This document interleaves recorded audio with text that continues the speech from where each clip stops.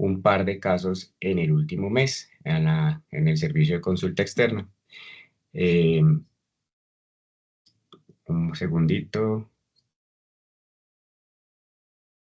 Yo le estoy dando a admitir a todo fresco y ya le di grabar. Listo. Sino que no se me quita esta vaina. Bueno, entonces, de manera de introducción, tenemos que la fibrosis del cuádriceps femoral se genera mediante un mecanismo de sustitución de las fibras musculares por tejido fibroso y graso, lo que reduce la elasticidad muscular y conlleva a unas contracturas articulares.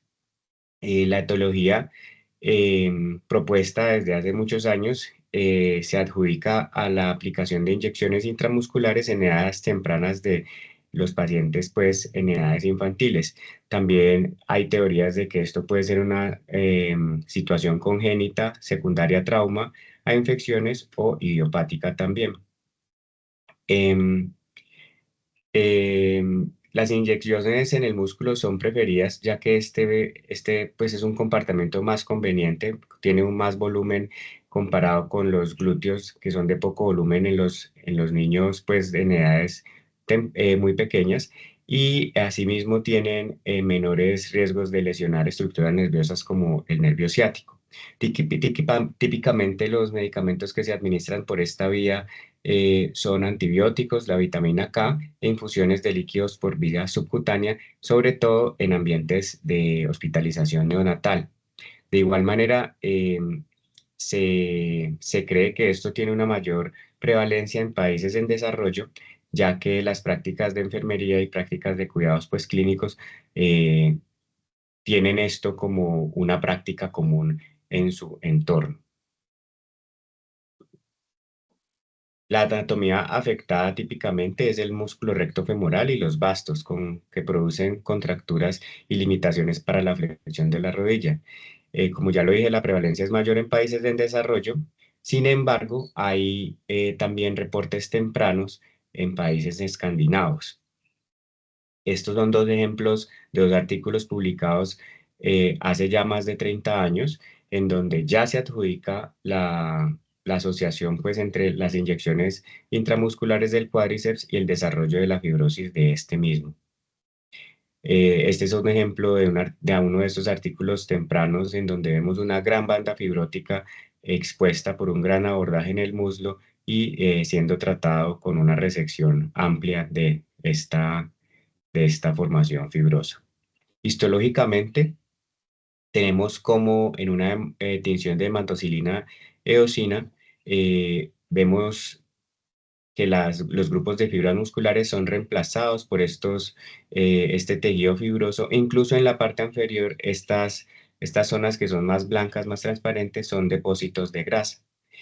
Este es otro ejemplo donde vemos bandas de grupos musculares separadas o infiltradas por estas zonas blancas, zonas transparentes que son fibrosis ya establecida.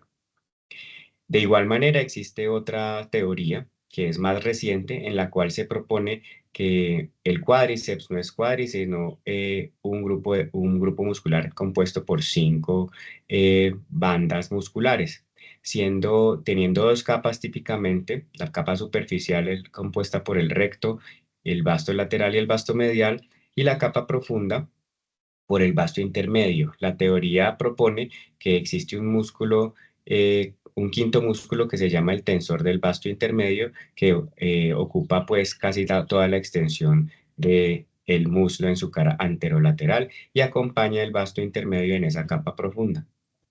Entonces, para soportar esto, tenemos, por ejemplo, el caso reportado en el JBJS por el doctor Sarasa, en donde exponen un caso de un niño que tenía una fibrosis muscular del cuádriceps y en estudios de resonancia se identifica una bandeleta en ese mismo recorrido. Existen otros reportes soportando esta misma teoría, eh, lo cual puede hacer pensar que existe una gran variabilidad de la anatomía del cuádriceps y esto también está soportado porque existen estudios anatómicos en fetos, donde se confirma que hay una gran variabilidad en la anatomía y el desarrollo del cuádriceps en los grupos fetales estudiados. Entonces, esto es como se ve en una resonancia de esa teoría de la quinta banda del cuádriceps. Vemos cómo existe una fibrosis muscular ahí con esa imagen de baja intensidad que sale de la cara anterolateral del fémur proximal y en un corte axial vemos como las fibras musculares que rodean el resto de los músculos tienen una disposición, una característica diferente porque no vemos unas fibras musculares asociadas, vemos una infiltración irregular. Y en la radiografía ellos proponen que por esta misma efecto tensor en esa cara lateral de la cortical puede existir un engrosamiento de la misma. La presentación clínica típica va acompañada de una contractura de rodilla, rigideces musculares, o hipotrofia también, una marcha anormal. En casos graves puede tener deformidad asociada como el genus recurvatum y la luxación de la rodilla, pues en los casos que son mucho más severos. La evaluación clínica debería comprender la realización de una prueba de ELI que va a ser positiva. Vamos a entender la atrofia, tener la atrofia del cuádriceps y limitación para la flexión activa y pasiva de la rodilla. Generalmente encontramos un tope cuando examinamos estos pacientes. Entonces, si nos preguntamos cómo puede clínicamente esto afectar la marcha, este estudio del 2014 nos muestra pues un análisis de marcha que se le hizo a varios niños afectados con esta condición. Las líneas sólidas indican el promedio prequirúrgico, la sombra gris oscuro muestra el promedio postquirúrgico y la banda de zona gris claro representa los datos de referencia normales en un laboratorio de marcha de niños normales. Si interpretamos esto, vemos que la inclinación pélvica hacia anterior era exagerada y por ende la lordosis lumbar aumentada vemos cómo mejoran después de la cirugía. Asimismo, la extensión de la cadera se beneficia de la alteración de la inclinación pélvica. La flexión máxima de rodilla en la fase de balanceo también aumenta posquirúrgicamente y la dorsiflexión del tobillo durante la fase de balanceo también logra normalizarse. Esto es pues después de hacer la corrección quirúrgica, obviamente. Em, se habla pues de una posible clasificación, a pesar de que la mayoría de estudios son reportes de casos y experiencias muy anecdóticas, sí existen algunos estudios que han agrupado varios pacientes. Sin embargo, cuando tratamos de hacer una caracterización específica de estos pacientes, como por ejemplo una incidencia, una prevalencia, la literatura que se encuentra no es muy específica al respecto. Se limitan solamente a describir los grupos de pacientes tratados, pero no hay como un consenso. Y eso mismo lo vamos a ver más adelante cuando vemos las opciones de manejo que son un espectro muy, muy grande y es tal vez dado porque no todos los pacientes con fibrosis la tienen en el mismo lugar y no todos se comportan de la misma manera y pueden tener un rango de severidad muy amplio. Entonces, este artículo lo que hizo fue clasificar los tipos de contractura según los músculos afectados. La contractura del recto femoral, pues si bien la describen que es rara solamente, la contractura del vasto es más común y la contractura mixta, que para ellos involucra múltiples músculos del cuádriceps. Las implicaciones clínicas de esto pues son que la clasificación de la fibrosis permite una planificación quirúrgica detallada y asimismo pues puede conllevar a mejores resultados clínicos. Para ellos existen pues estos varios tipos en los cuales describen cómo se afecta la flexión de la rodilla y qué es lo que le pasa a, mm, a la rodilla cuando el paciente está prono pues haciéndole la prueba de ELI. En cuanto a la evaluación, pues con imágenes, la evaluación inicial pues debería comprender una radiografía de rodilla en las cuales podemos ver la situación en la que está la patela, si bien está alta, o su situación de congruencia, si está subluxada, luxada, y aún más podemos ver la anatomía de la rodilla como tal. Como lo mencionamos antes, casos severos abandonados pueden incluso tener genus recurvatum. La ecografía nos permite la detección de áreas hiperecoicas que indican dónde está la fibrosis del músculo, nos puede dar una idea de la longitud y de la ubicación específica. Sin embargo, pues obviamente con unas limitaciones comparadas con la, mm, con la resonancia. Esta es una imagen típica de ecografía, donde vemos acá arriba una imagen hiperecoica dentro del recto femoral y eh, acá abajo muestran un componente de desgarro dentro de esa misma fibrosis, lo cual también puede pasar pues en periodos de, de estrés aumentado en algunos pacientes. Con la resonancia, lo que vamos a tener es una visualización precisa de la ubicación y la extensión de la fibrosis y cómo está reemplazado ese tejido muscular por el tejido fibroso. Vamos también a tener una idea de la atrofia de los vastos y el vasto intermedio y una identificación muy clara de las bandas fibróticas.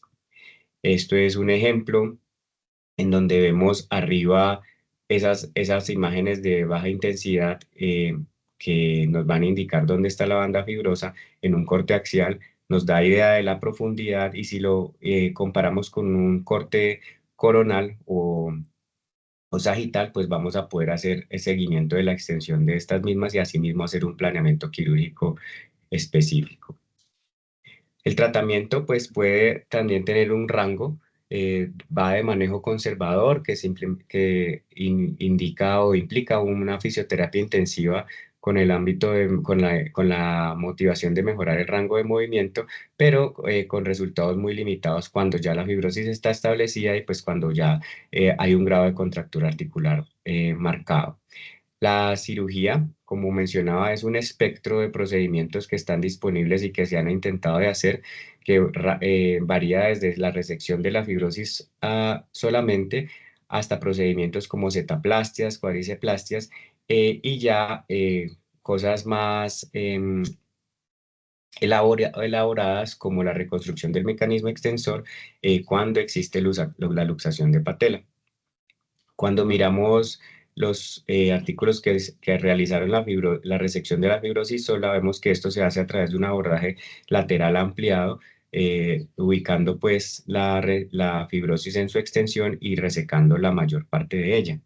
Esta foto que estoy mostrando es del artículo del doctor Sarasa, en donde vemos cómo ya ha hecho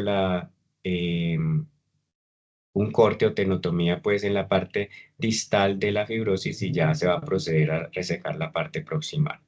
Em, Estos procedimientos de setaplastia se han mencionado en reportes muy tempranos, incluso desde el 68 ya se tienen publicaciones en donde vemos cómo se aíslan las bandas musculares de los vastos y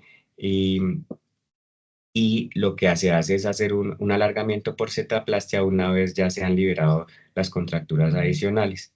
De esta misma manera, esto lo quería traer para contraste, si bien esto es desde tan temprano como el 68, este artículo del 2024 también propone hacer el tratamiento de esta condición a través de un procedimiento muy similar, una setaplastia o un alargamiento por una setaplastia horizontal, a través de también un abordaje ampliado, el cual consiste en hacer una tenotomía del recto y del vasto intermedio en el pilar pues de la línea media y suturar estas dos puntas de estos dos colgajos residuales que quedan ahí con el fin de elongar el mecanismo extensor y asimismo proveer pues contribuir para la mejoría del rango de movilidad articular. Esto, como les digo, es no aplicable para todos los pacientes. Hay que haber identificado dónde está la fibrosis y asimismo ofrecer un manejo específico al paciente según lo necesite. Estos pues son resultados clínicos de este artículo donde vemos ellos mencionan pues que de todas maneras tienen un lag para la extensión de 5 grados, sin embargo logrando una flexión de rodilla bastante significativa comparado con el momento prequirúrgico. La cuadriceplastia es otro procedimiento pues que se menciona ampliamente, sin embargo son cuadriceplastias con varias modificaciones dependiendo del artículo que uno mire. Van a haber modificaciones o alteraciones de la técnica de Thompson, de la técnica de Judet o cuadriceplastias que solamente implican alargamiento de los músculos afectados. Sin embargo, pues este estudio es uno de los más grandes que encontré, donde se hace una cuadriceplastia eh, distal en un estudio retrospectivo descriptivo de 10 años, entre el 2002 al 2011. Incluyen 74 niños con un total de 88 rodillas contracturadas. Todos fueron menores de 15 años y en un contexto demográfico en Benin, que esto es una población pues del oeste de África.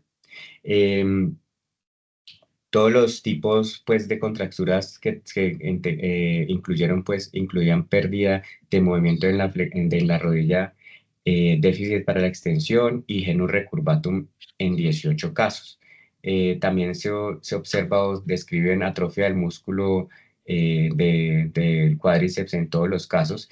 En uno mencionan que se requirió pues una corrección del genus recurvatum mediante una osteotomía, y cuando vemos pues lo que hicieron, ellos hablan pues de una modificación de la técnica de Thompson fue escrita en 1944 y originalmente consistía en una zetaplastia, que es similar a lo que ya mostré anteriormente. Sin embargo, no es necesaria por técnica en todos. La técnica de Thompson incluía pues una liberación del recto femoral, de sus componentes mediales y laterales, hacer pues un aislamiento de la capa profunda con el vasto intermedio y, de ser necesario, ahí sí procedían a hacer una zetaplastia en la porción del recto femoral. La modificación que este estudio hace es un abordaje en H invertida, eh, lo cual implica un abordaje bastante amplio y, en similar a la técnica anterior que les hablé de unir los dos colgajos del recto y del vasto, ellos sí hacían esto y por eso es que dicen que es una modificación de la técnica de Thompson. Em, En cuanto a a la manera o a opciones de tratamiento para la luxación secundaria de patela, encontré este otro estudio también con un grupo de pacientes interesante.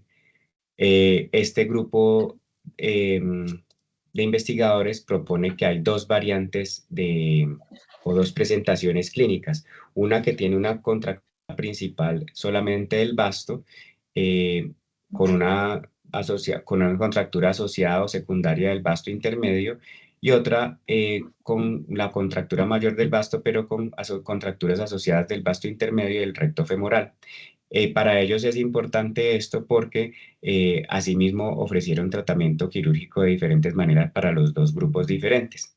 Ellos iniciaban la técnica realizando pues ellos lo llaman una capsulorrafia, pero pues es una modificación al procedimiento de Langenski modificado, en donde vamos a hacer una centralización de la patela utilizando los tejidos blandos de la membrana sinovial y la cápsula, haciendo pues uso de una rafia a través de centralizar esta patela en un orificio pues que es realizado por el cirujano.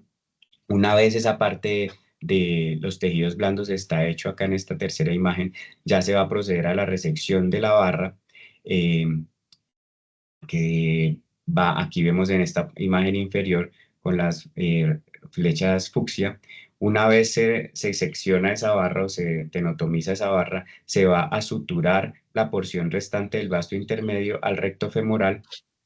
En los casos de ser necesario, entonces van a tener las dos posibles modificaciones. Para el grupo A, unían ese recto intermedio al vasto lateral y cogían el vasto medial oblicuo y lo lateralizaban hacia el polo, perdón, sí, lo suturaban hacia el polo superior de la patela, y en la otra variante no suturan esta primera componente directamente, sino que lo suturan entre sí y después hacen una lateralización de ese vasto medial oblicuo hacia el polo lateral de la patela.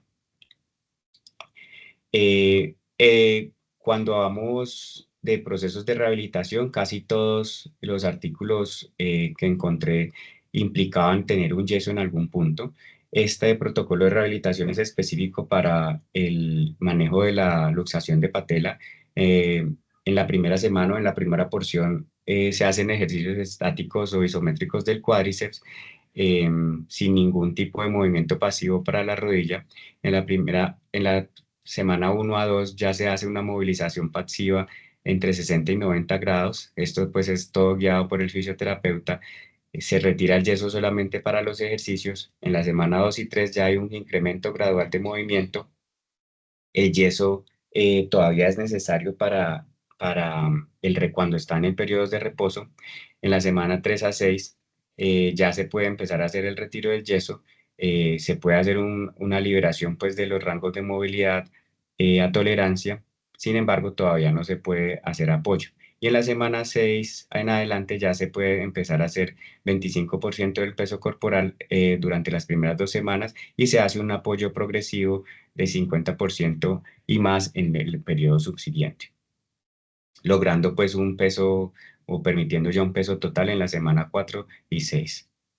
Em, las complicaciones que se describen en los diferentes artículos que alcancé a revisar pueden ser entre tempranas y tardías. Las tempranas, pues las complicaciones asociadas a la piel, como necrosis y el hematoma. Recordemos que estos procedimientos requieren un abordaje típicamente muy ampliado, la disección y la manipulación de músculo que tiende a sangrar mucho. Se habla pues de dejar drenes. No encontré pues técnicas que hablaran de poner sistemas de vacío aún, ninguno lo habló.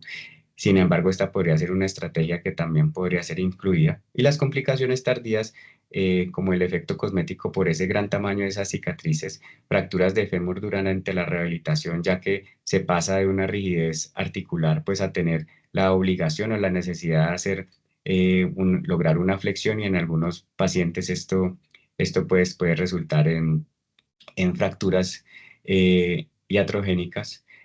También se habla de hipotonía y la atrofia, pues, que pueden generar una subluxación de la patela cuando este componente de la congruencia articular no es tenido en cuenta, y un déficit de extensión residual, como pues lo conocemos con el lag para la extensión.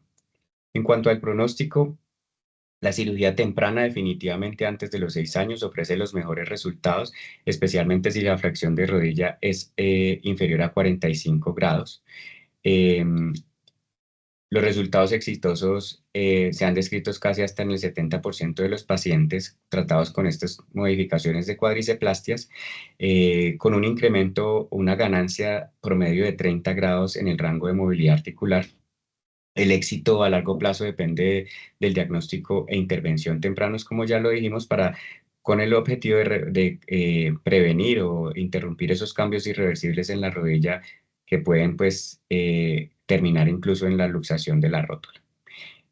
Como a futuro tenemos direcciones pues, que están enfocadas a la investigación sobre la etología. Como lo dije, si bien la literatura se reduce a decir que esto es simplemente eh, secundario a inyecciones intramusculares, nuevos estudios podrían sugerir que las contracturas del cuádriceps pueden tener algunos factores genéticos asociados o epigenéticos subyacentes adicionales a estos traumas pues, por la inyección. El desarrollo de nuevas técnicas quirúrgicas, y esto implica pues el desarrollo de técnicas endoscópicas o liberaciones mínimamente invasivas que contrarresten esas complicaciones por los abordajes quirúrgicos ampliados que ya mencioné. Y la prevención pues se debe enfocar en la educación sobre la administración correcta de inyecciones intramusculares en estos niños, sobre todo pues en países o en centros donde tengan todavía estas prácticas como parte de su quehacer. Como conclusiones, pues la fibrosis del cuádriceps puede causar unas discapacidades significativas si no se tratan a tiempo. La intervención quirúrgica puede incluir desde tenotomías, acetaplastias o cuádriceplastia y termina pues con unos resultados clínicos muy favorables. El diagnóstico temprano mediante resonancia y examen clínico como la prueba Valley pues son cruciales eh, para prevenir las complicaciones a largo plazo y recordar que las opciones quirúrgicas deben ser siempre personalizadas. La elección del tratamiento conservador y quirúrgico debería basarse en la ubicación, la gravedad de la contractura y la edad de los pacientes y asimismo la funcionalidad residual para ofrecer el mejor tratamiento. No todo, definitivamente, en conclusión, no todos los pacientes se tratan mediante la misma técnica y no todos requieren la misma cirugía. Eso era lo que les quería contar. Me pareció que es un tema que está muy publicado, como les dije al principio. Hay muchos artículos que datan desde los años 50, 40. Sin embargo, pues el espectro que encuentro de tratamiento no me genera la sensación de que exista un consenso para el abordaje de estos niños y muchas veces lo que importa es que haber entendido dónde está el problema y hacer un abordaje sistemático de la fibrosis y asimismo pues restaurar la movilidad articular.